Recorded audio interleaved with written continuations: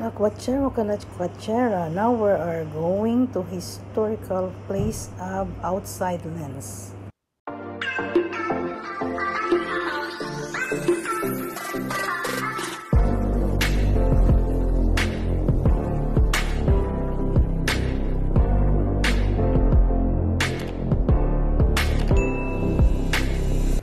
History muna tayo mga kalakwachera. As you see, magbigay-pugay muna tayo sa mga, nakita nyo ang daming patay dito ng mga army, mga soldiers na patay. More than 20,000. Ayan, nakita nyo, ang dami-dami nila. So, mag-history muna tayo. We visit actually the Memorial 1418 dito sa outside lens lang on the way to Arras. So before going, visiting Paris, we pass by here first in the memorial para magbigay-pugay, and it's really a beautiful view also here, overlooking siya. As you see, grabe, sobrang nakakakilabot. Pagpupugay po sa inyo.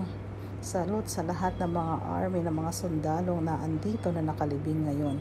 This is from the World War I pa.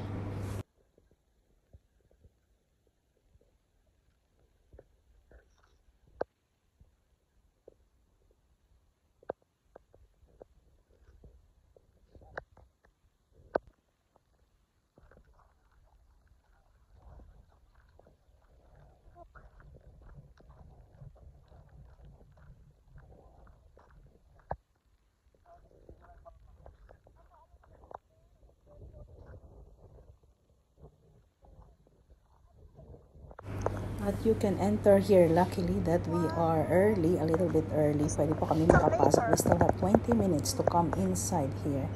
So also we can go inside the church.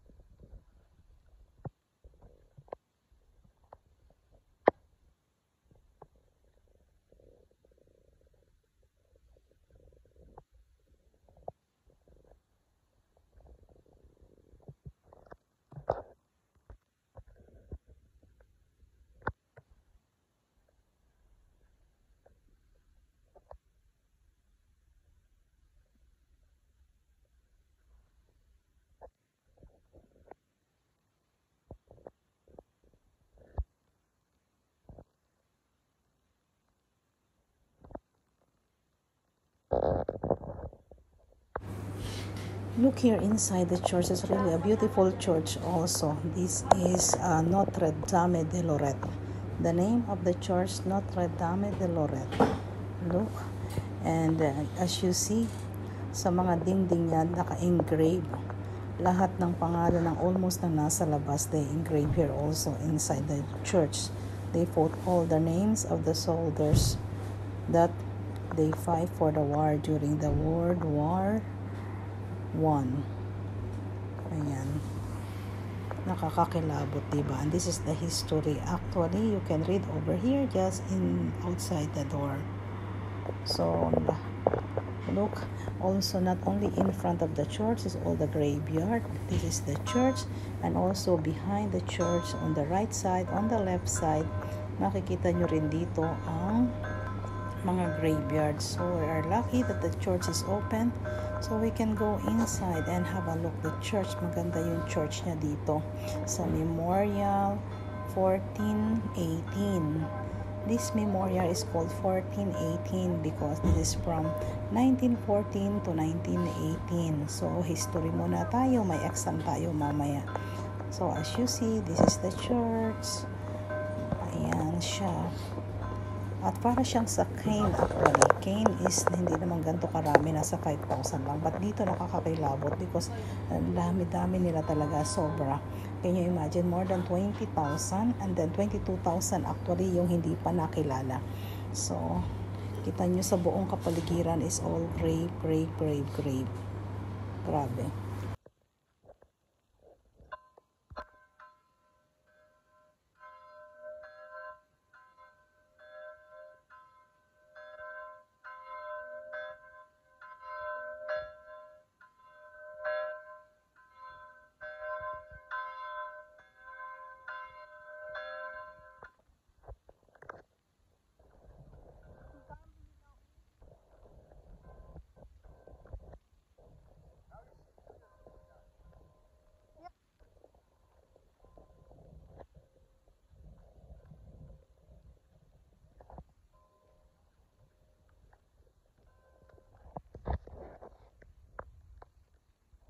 So dito sa pinto makikita mo ang nakalagay na 1914. 14 at saka 18 pagpasok mo.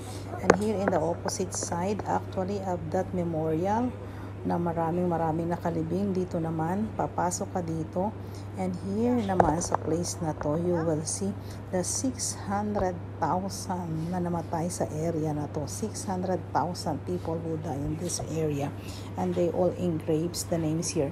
But children, the people would die, or 600,000 people die in this area.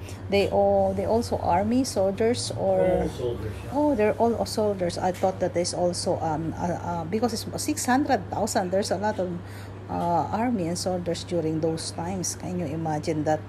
I thought that is also the civilians who die, but it's also soldiers who die. All here, 600,000 na nagbigay buhay dito sa area, this area here in Lens, and then the surrounding, actually Lens, because this is just the boundary of Belgium.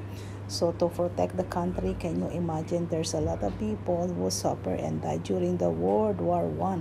So we are so lucky that we don't hindi pa tayo nabubuhay ng mga panahon na yon. Grabe.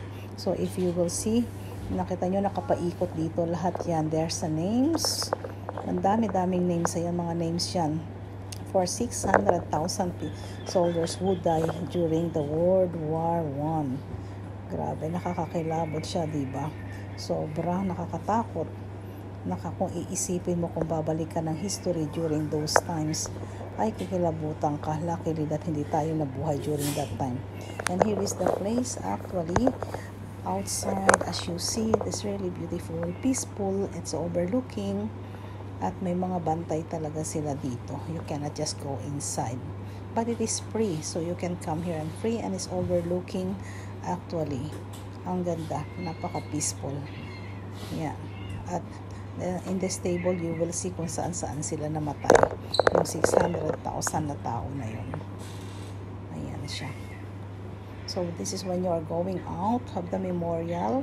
And actually, outside the memorial, there's also a lot of graveyard. May graveyard ng mga atheist, yung mga walang religion. Wala sila doon. So, nasa labas sila dito. Nakaburol din sila dito sa labas. So, ayan, puro graveyard actually. May mga small graveyard at everything is for war. Yung madadaanan mo dito. So, if you will stay a little bit long time by Lens on the surrounding, it's really nice to have a look and read about the history during the World War I. Yes, and now we are on the way to Paris. Look, yung madadaanan mo, yung mga rebulto, yung mga statues. So, nagbibigay paalala for the World War. And if you see also the houses here in the surrounding is also a little bit really old, at nakita mo mga luma na natamaan pa ng war. So, we're now on the way to Paris, guys. So, come and join us. So, we will explore Paris. Yes, this is on the way to Paris. Ayan, come and join us. At magpupunta tayo sa Paris naman this time.